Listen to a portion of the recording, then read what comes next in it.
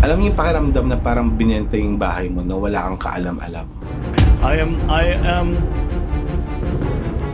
am horrified by the idea that we have compromised through a secret agreement the territory, the sovereignty, and the sovereign rights of the Philippines. This gentleman's agreement is treasonous. Kung totoo itong kasunduan, mukhang isinuko nga ni Duterte ang teritoryo ng Pilipinas.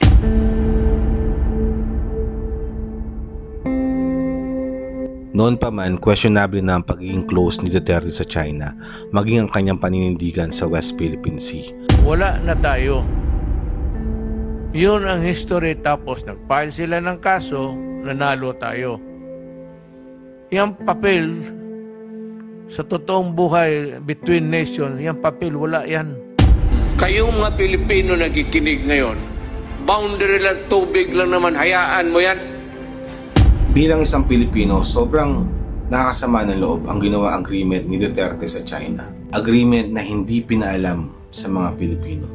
Gusto ninyo, gawain na lang ninyo kaming province, Fujian, pati Philippine Province of China. Kung ang resulta ng desisyon ng isang pinuno ay makakapekto sa pangkalahatan, dapat ang unang-unang makakaalam ay mga Pilipino. Lalo na kung may mga Pinoy na sinasakripisyo ang kanilang buhay para lang ipaglaban ang karapatan ng bansa. Sa isang demokrasyang bansa, dapat ang unang mangibabaw ay yung mga karapatan at boses ng mga Pilipino, hindi yung isang pinuno lang.